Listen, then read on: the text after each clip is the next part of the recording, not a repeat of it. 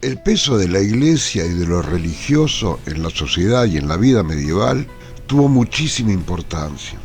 Las órdenes religiosas han sido siempre las grandes protagonistas sociales y políticas, tanto por la importancia e influencia que monjes y frailes tuvieron en todos los ámbitos de la vida religiosa y de la sociedad, como por la abundancia y riqueza de su documentación, que puede examinarse desde el punto de vista institucional y exclusivamente religioso, o desde el punto de vista económico y social. El auge de este tipo de comunidades se vio fomentado por la propia religión católica, que consideraba el sacrificio y la entrega a Dios mediante el alejamiento de su vida mundana, vista como un foco de pecado, como una forma de vida virtuosa y un acercamiento al paraíso. Así, quienes renunciaron a sus bienes y oficios para entrar en estas comunidades fueron observados como un modelo de virtud a imitar por el resto de la población. Pronto, ante el auge de estas comunidades monacales o monasterios, se vio la necesidad de dictar reglas estrictas para organizar la convivencia y fijar la manera en que debía ser realizado el servicio a Dios y a la comunidad. En uno de los primeros monasterios, la abadía de Montecassino, en Italia, San Benito de Nursia estableció una regla para regular precisamente la vida espiritual y administrativa de los miembros de la congregación. Esta regla, que rige aún la vida de las comunidades benedictinas, sirvió de punto de partida para la adopción de otras, posteriores, que han regulado la vida de los monasterios durante muchos siglos. En resumidas cuentas, los miembros de las comunidades religiosas hacen voto de castidad y obediencia, siendo su obligación rezar y cantar los oficios divinos. Las distintas reglas regulan también aspectos como los tiempos de trabajo, oración, descanso, lectura. Desde finales del siglo IV, el ideal de vida ascético promovió la multiplicación de numerosas fundaciones con el objetivo de difundir la vida espiritual entre las poblaciones rurales.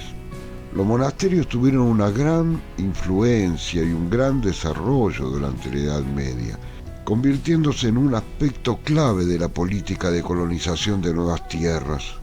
Las comunidades poseían grandes extensiones de terreno y numerosos sirvientes. Buena parte de la vida económica, social y cultural de las gentes medievales se articula en torno del monasterio, organizado siempre siguiendo un modelo ideal.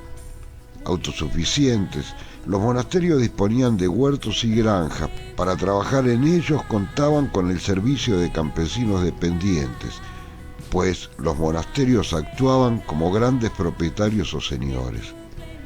Nosotros en esta oportunidad vamos a centrarnos en la orden medieval más importante, desde el punto de vista de su expansión y su poder económico, los benedictinos.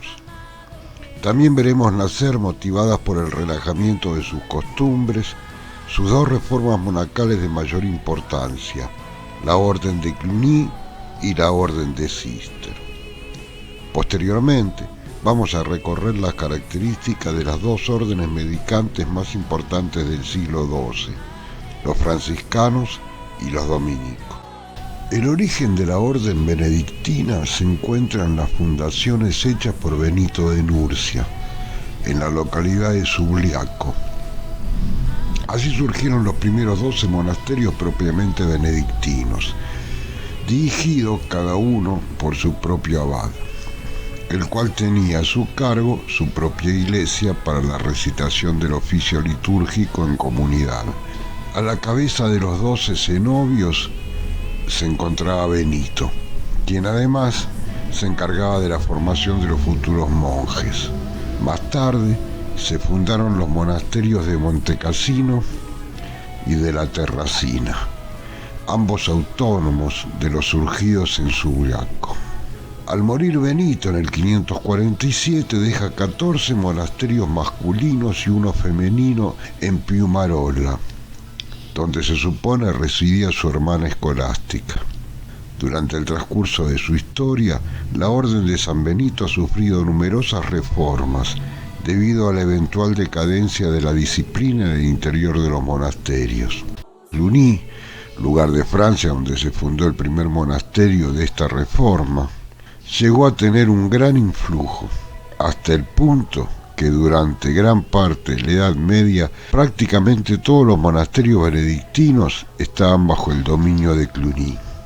Los clunacenses adquirieron gran poder económico y político, y los abades más importantes llegaron a formar parte de las cortes imperiales y papales. Varios pontífices romanos fueron benedictinos, provenientes de los monasterios cluniacienses, como Alejandro II en el 1061, San Gregorio VII en el 1073, Víctor III en el 1086, Urbano II en el 1088. Tanto poder adquirido llevó a la decadencia de la Reforma, que encontró una importante contraparte en la Reforma cistercense, palabra proveniente de cister, lugar de Francia donde se estableció el primer monasterio de esta reforma. El movimiento monástico cisterciense nace en Francia a comienzos del siglo XI, en el 1098, cuando un grupo de monjes del monasterio cluniacense de Molesdes abandona su comunidad para formar una nueva en la localidad de Citeaux, Cister. Al frente de ellos el abad Roberto, que pretende restaurar la estricta regla de San Benito de Nurcia, que en el año 545 había fundado la orden de los benedictinos. La nueva orden se basa en los principios de abandonar todo signo externo de riqueza y en el propio trabajo para conseguir su subsistencia. Será el famoso ora et labora que distinguirá a los monjes del Cister. El abad Roberto será obligado por el Papa a regresar a su comunidad y será su sucesor Alberico, el que se consigna el reconocimiento de la orden por el Papa Pascual II. La arquitectura cisterciense se considerará un estilo propiamente dicho, que estaría a caballo y como eslabón de tradición entre el romántico y el gótico. En esta línea se le ha adjudicado en ocasiones el nombre de arquitectura protogótica. Las órdenes mendicantes nacieron en la Baja Edad Media como resultado del proceso de urbanización del espacio europeo, que a su vez era consecuencia de los sucesos históricos relacionados, como la acumulación feudal y el consecuente desarrollo del comercio. En efecto, en el siglo XIII se dieron cambios en los centros urbanos, lo que incluyó la aparición de un nuevo grupo social, los burgueses, de nuevas instituciones como las universidades y de nuevas perspectivas estéticas como el gótico.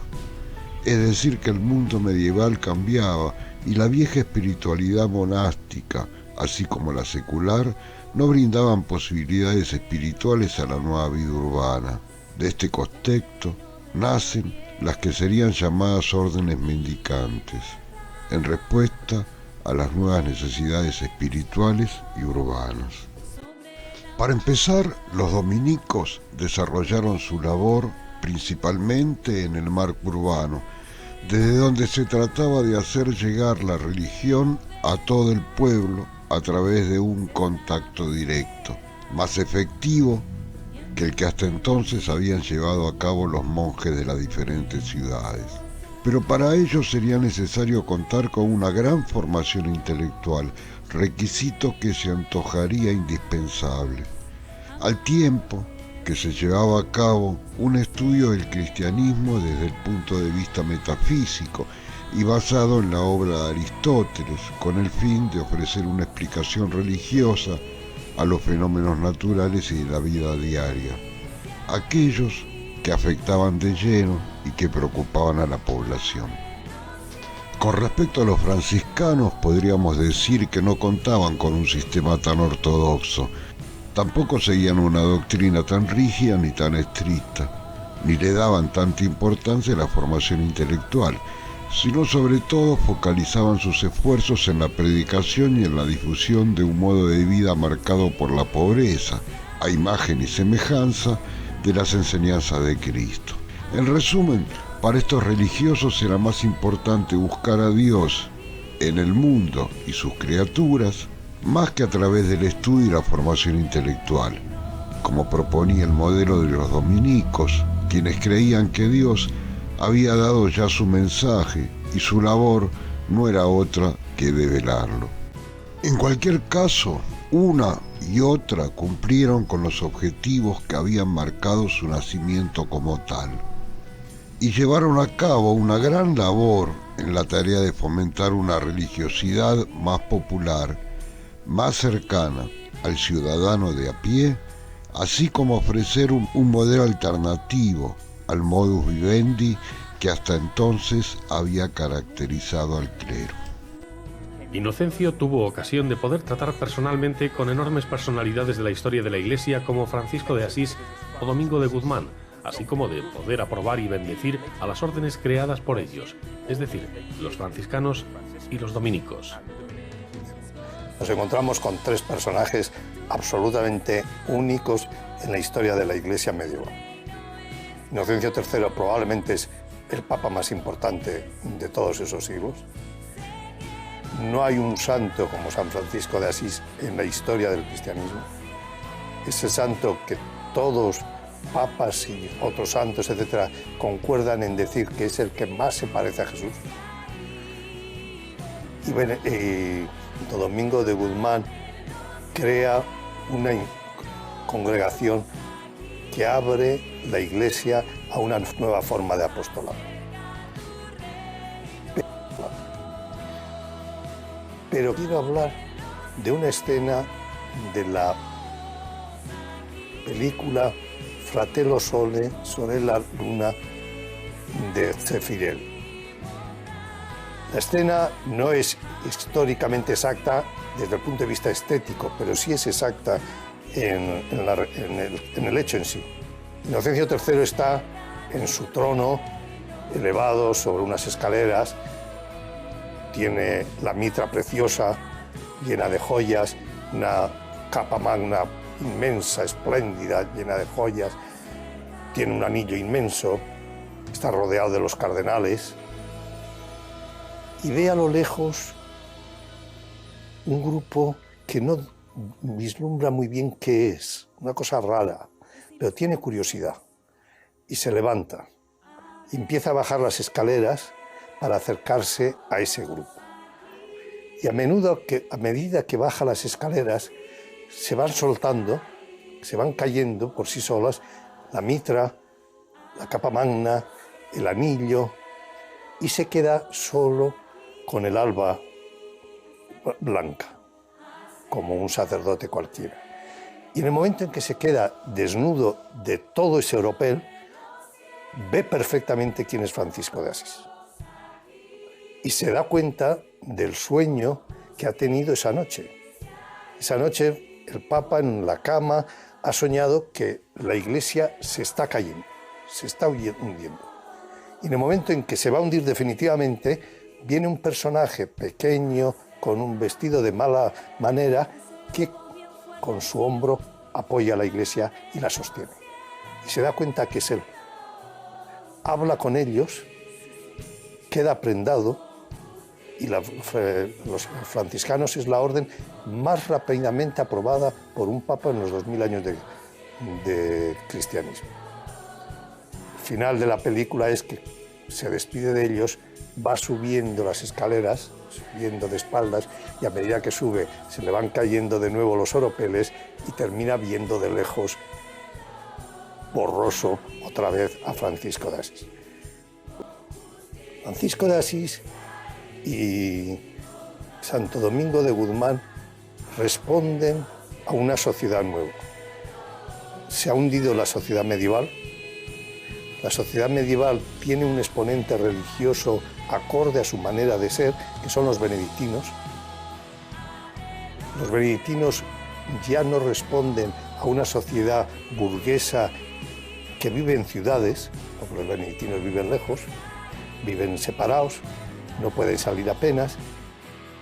Estos dos crean las dos órdenes modernas, en ese momento, absolutamente modernas, que es dos órdenes sin estabilidad, pueden estar en este convento, en este, van moviendo eso en función de las necesidades del pueblo.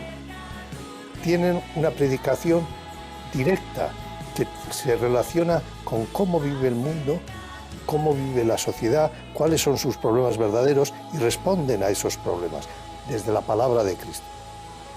Tienen una inquietud inmensa, más Francisco de Asís que Domingo de Guzmán, por la pobreza.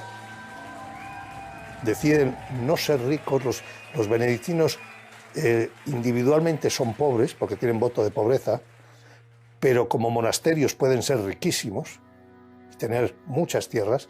Los franciscanos y los dominicos, Francisco de Asís sobre todo, dicen hay que ser pobres individualmente y colectivamente.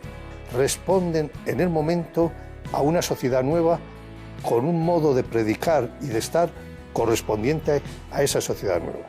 La burguesía del siglo XII y luego del XIII es una burguesía más culta, es una burguesía más libre y autónoma, es una burguesía a quien hay que hablarle con preparación y es una burguesía, curiosamente, que tiene más riqueza que nunca, pero está inquieta por los pobres. Francisco de Asís es la respuesta a eso y Santo Domingo también.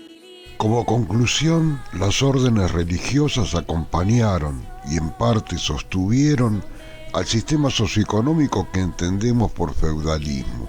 Y cuando el mismo comenzó a agotarse, las órdenes mendicantes empezaron a ocupar su lugar, extendiendo el catolicismo romano hasta América y África.